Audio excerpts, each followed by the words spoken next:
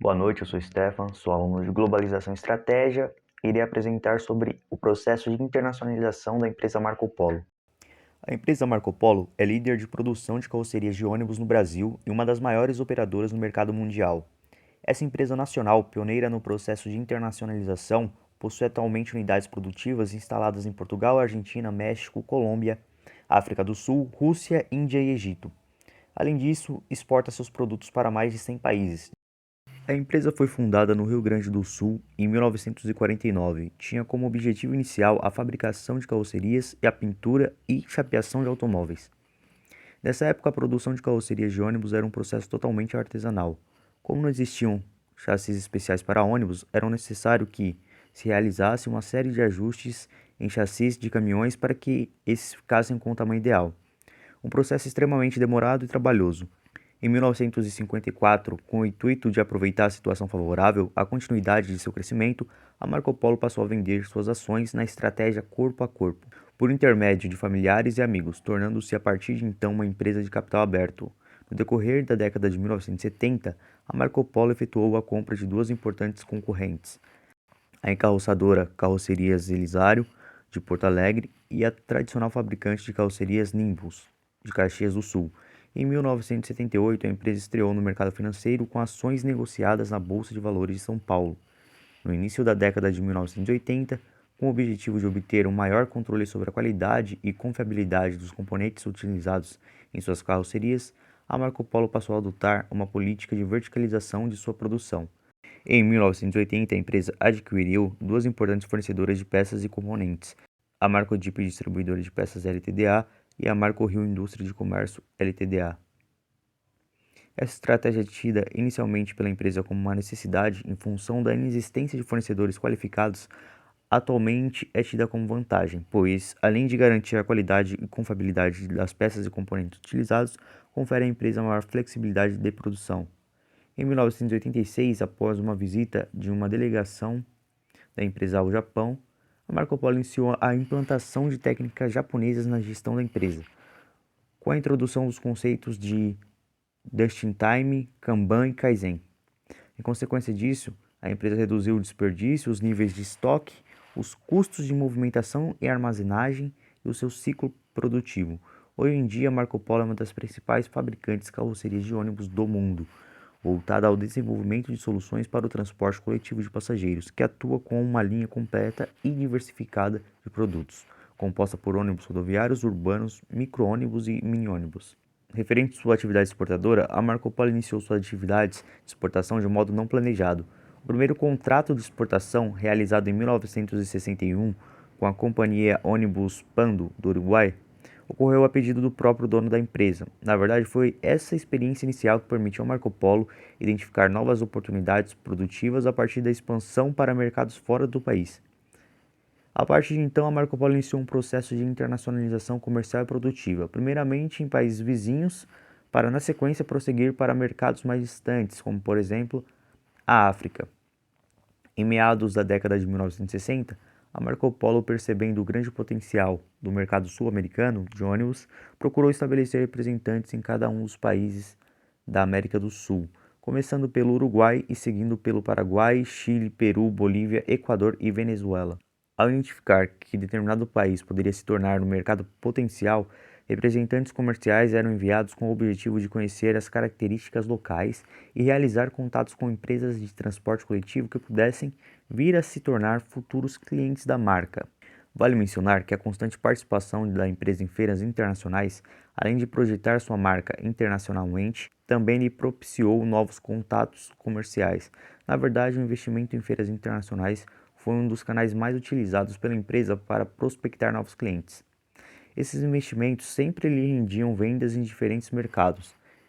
Exemplos de algumas dessas feiras são a Feira Internacional do Pacífico no Peru, em 1969, a Feira Internacional de Santiago, no Chile, em 1969, e a Feira de Transportes na Bélgica, em 1973, considerada a maior feira de ônibus do mundo. Inicialmente baseada apenas em vendas de unidades completamente montadas, CBU, a pauta de exportações da Marco Polo diversificou-se em função do contexto socioeconômico dos países em desenvolvimento que já contavam com uma infraestrutura industrial. É interessante observar que, embora Marco Polo tenha iniciado suas exportações de maneira bastante casual, essa atividade logo se expandiu e se tornou de grande importância para seus negócios. As exportações, que nas primeiras décadas consistiam apenas em vendas extras para compensar possíveis flutuações na demanda interna, gradualmente, de acordo com a experiência acumulada pela empresa, foram crescendo em importância para a empresa. Em 2008, ao final de 6 décadas, a Marco Polo tem sua marca reconhecida mundialmente como sinônimo de tecnologia e inovação no desenvolvimento de soluções para o transporte coletivo de passageiros, tendo nesse período exportado seus produtos para mais de 100 países nos 5 continentes. O investimento externo direto. Embora a Marco Polo já operasse no mercado internacional desde o início da década de 1960, foi somente a partir da década de 1990 que a empresa começou a atuar efetivamente através da instalação de fábricas próprias no mercado externo, ou seja, através da realização de investimento externo direto. Foi somente a partir da segunda metade da década de 1990 que a decisão da empresa de se tornar uma multinacional foi verdadeiramente estruturada, através de desenvolvimento de uma estratégia formal de internacionalização, e os IEDS passaram a ser o foco de suas ações estratégicas no mercado internacional. A estratégia de internacionalização da empresa foi desenvolvida com base em 3 pontos fundamentais, conforme apresentados a seguir: a internacionalização propriamente dita, que foi a decisão da empresa em tornar-se uma multinacional, não se tratando somente da venda de tecnologia, mas da decisão de instalar fábricas próprias para a montagem de seus produtos em mercados estrangeiros. Verticalização: a Marco Polo possui um elevado nível de verticalização. Cerca de 80% dos componentes e acessórios utilizados em suas linhas de montagem são produzidas internamente. Essa estratégia tem uma função muito importante em seu processo de internacionalização, uma vez que sem verticalização, a empresa perderia muito de sua capacidade de adaptar seus produtos aos usos e leis locais. Outro ponto que merece ser levado em conta no que diz respeito à verticalização é que nenhum processo de internacionalização sobrevive baseando-se 100% na importação de componentes para a formação do seu produto final, visto que os governos dos países anfitriões poderão impor elevadas tarifas de importação sobre esses, como forma de forçar uma nacionalização progressiva dos processos de produção, até mesmo inviabilizando a produção, caso isso não seja feito. E também a tecnologia própria. A única maneira de uma empresa ter liberdade de mercado é ser dona da sua própria tecnologia, pois quando uma empresa compra a tecnologia, fica limitada, não podendo avançar nos territórios do cedente daquela tecnologia, limitando assim seu processo de internacionalização. No que se refere a Marco Polo, pode-se dizer que o domínio da própria tecnologia seja seu ponto mais forte na sua caminhada rumo à internacionalização.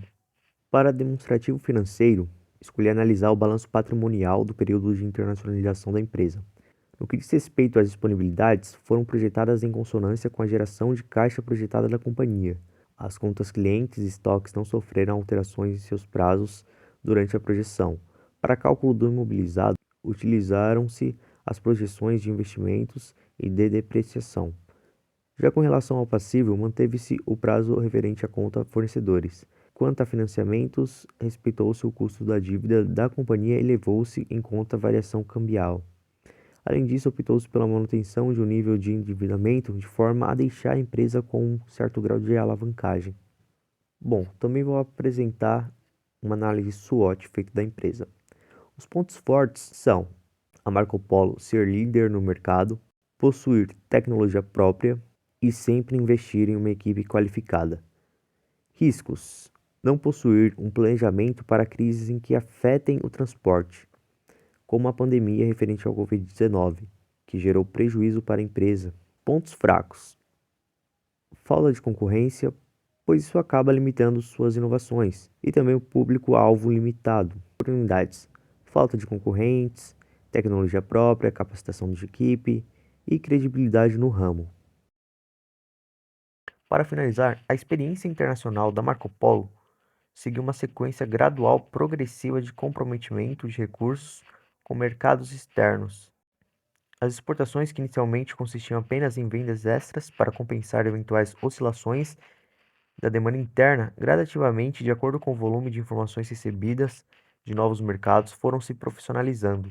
O investimento estrangeiro direto, desde a decisão da empresa se tornar multinacional, em meados da década de 1990, só foi possível por apresentar os três tipos de vantagens que justificam a instalação de unidades produtivas junto aos seus mercados externos: vantagens de propriedade, de internalização e de localização. A Marco Polo realizou seus investimentos diretos no exterior sob a influência de uma série de variáveis econômicas. Houve um processo de aprendizado tanto em sua atuação no mercado interno quanto nos países receptores desses investimentos. Isso possibilitou um processo de sucessivas tomadas de decisão rumo à internacionalização. A atuação no mercado externo foi importante fonte de crescimento e melhoria do desempenho financeiro.